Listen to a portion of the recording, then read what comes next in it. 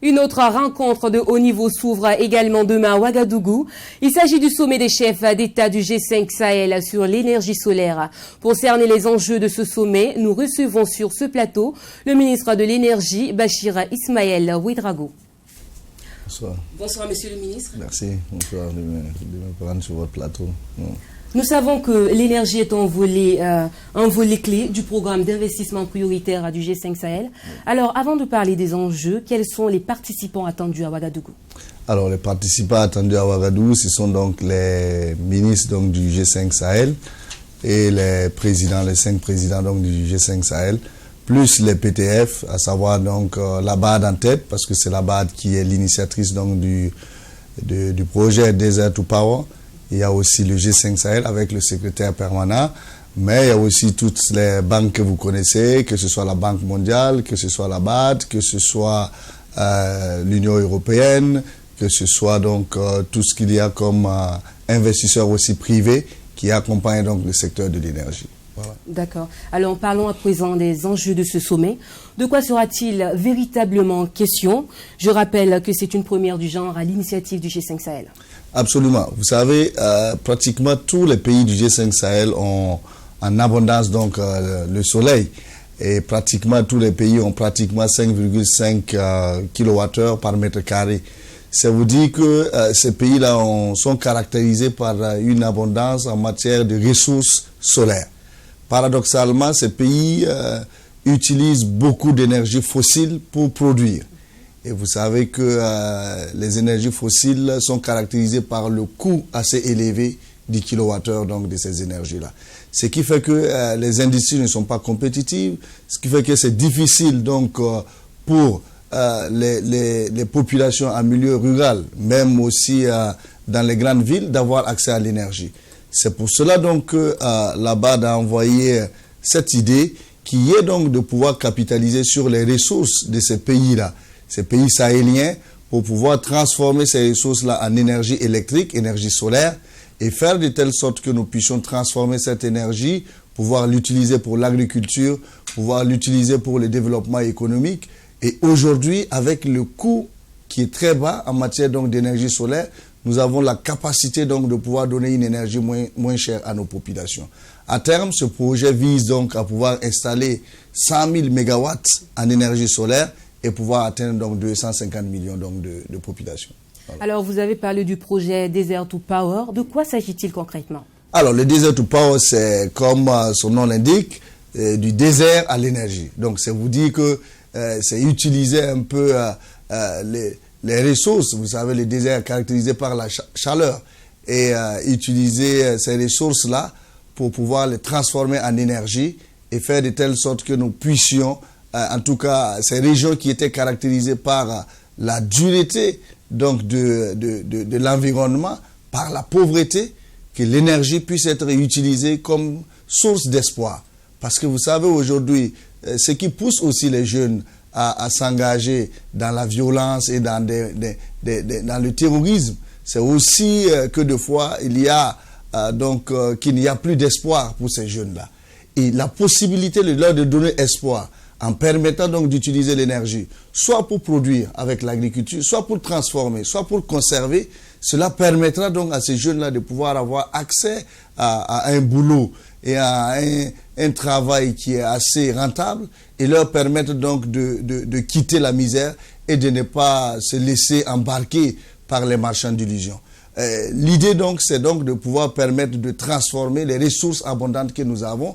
Et quand vous faites la comparaison, vous vous rendez compte que l'énergie solaire que nous utilisons peut facilement nous permettre donc de résoudre nos problèmes, que ce soit en Afrique et même avoir la possibilité d'exporter. Et c'est dans ce sens-là que le Burkina Faso, dans la sous-région, a pris le leadership. Et quand vous regardez donc la capacité installée et tous les projets que nous sommes en train donc de développer au niveau du Burkina Faso, résolument nous avons pris donc le leadership en matière donc d'énergie solaire. D'où le lancement donc de cette initiative Desert to Power au Burkina Faso ici, avec tous les 5 chefs d'État et les différents ministres donc du G5 Sahel qui vont se réunir, échanger et pouvoir donc faire la déclaration de Ouaga.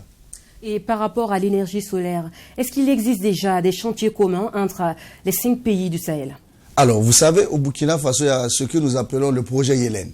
Le projet Yelen qui est financé donc par la BAD, la Banque mondiale et l'AFD, vise donc à pouvoir développer l'énergie solaire en milieu rural. Ça permettra donc de développer des centrales, des mini-centrales solaires et des solar home systems pour pratiquement autour donc de 150 000 foyers. Et cela permettra donc d'avancer l'électrification rurale de 3% à pratiquement 16% en milieu rural au Burkina Faso, ce qui est très très significatif. Et cela, nous sommes en train de le faire en collaboration avec les différents pays donc, du G5 Sahel, parce que l'exemple du Burkina Faso est un projet pilote.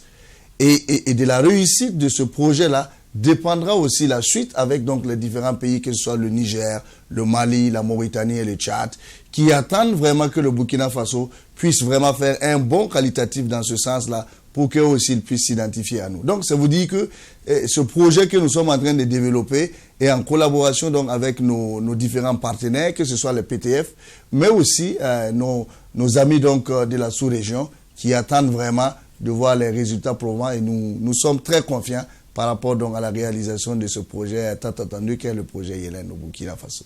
Toujours à propos du solaire, on en parle de plus en plus. Absolument. Alors on sait plutôt que l'investissement de base est très coûteux. Absolument. Est-ce que vous pensez que le solaire peut être une alternative et que faire pour qu'elle soit à la portée de tous? Alors, ça c'est une très bonne question parce qu'au niveau donc du ministère de l'Énergie, nous avons déjà développé le projet Backup solaire parce que nous savons que l'investissement initial effectivement est assez coûteux.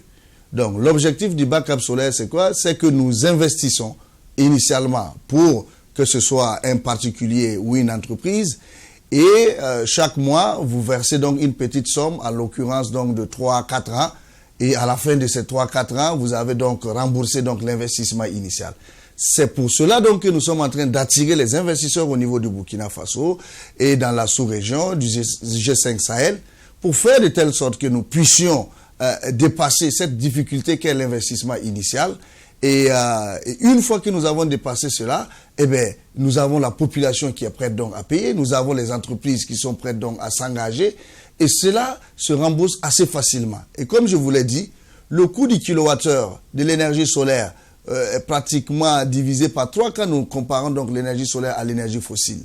Pour le cas du Burkina Faso, l'énergie fossile, nous l'avons pratiquement à 90 à 100 francs au sortir donc de la centrale, alors que l'énergie solaire, vous l'avez à moins de 50 francs, pratiquement 40, dans certains cas 34 francs. Donc, ça vous dit que c'est devenu une opportunité de business pour tout le monde. Que ce soit les investisseurs, que ce soit les populations, que ce soit les entreprises. Parce qu'aujourd'hui, quand vous avez la possibilité de réduire votre coût d'électricité par 3, eh bien, c'est une aubaine pour les entreprises, c'est une aubaine pour les foyers, pour les familles. Et je pense que nous devons aller dans ce sens-là. La technologie est maîtrisée, les techniciens sont là, et là, nous sommes en train donc de réunir les partenaires financiers qui sont prêts pour nous accompagner. Et je pense que l'espoir est permis avec l'énergie solaire. Alors, dernière question, Monsieur le ministre. Quelles sont vos attentes à l'issue de ce sommet? Alors, nos attentes à l'issue du sommet, c'est que nous allons mettre en place une task force. La task force va être comme une institution qui se chargera donc de pouvoir capitaliser sur les investisseurs donc qui sont prêts à nous accompagner. Et cette task force-là, l'objectif donc pour démarrer, c'est de 20 milliards donc de dollars. Et vous savez qu'à Biarritz, lors donc du sommet du G7 en France, le président donc de la BAD a présenté donc l'initiative Desert to Power, qui a eu donc l'assentiment donc du G7 et qui a donc décidé d'accompagner déjà. Et quand nous regardons un peu les propositions et tout ce qui a été dit, nous pensons que, en tout cas, il y aura un engouement autour donc de ce projet-là. L'espoir, c'est que nous puissions réellement capitaliser sur cela et que ça se traduise réellement sur le terrain par un développement économique, mais aussi permettre à nos populations de sortir de la pauvreté et de la misère. que l'énergie puisse s'accompagner d'un développement économique en milieu rural et permettre à nos parents qui, de fois, fuient dans l'exode rural pour aller vers la ville, pour aller vers l'hypothétique Eldorado qui n'existe réellement pas et qui sont confrontés à des difficultés, que ces gens-là puissent, avec donc les investissements en énergie, se développer sereinement, rester dans leur milieu et avoir une vie décente et faire de telle sorte que les 250 millions de population que nous avons pour objectif d'ici 2030 puissent être atteints. Et je pense que si ça se passe comme ça, nous aurions tous, en tout cas, contribué à faire quelque chose, à faire de ce monde un monde meilleur. Même pas pour nous, mais aussi pour nos petits, nos enfants, nos petits-fils et ainsi de suite. L'Afrique vraiment mérite vraiment d'aller de l'avant et nous avons les ressources qu'il faut. C'est à nous de faire de telle sorte que nous puissions transformer l'essai comme on le dit, parce que nos populations sont dans l'attente et nous devons de faire quelque chose. Merci, Monsieur le ministre, d'être passé sur ce plateau. Et voilà qui referme ce journal. Merci de l'avoir suivi. Excellente suite de soirée en compagnie de votre télévision interactive.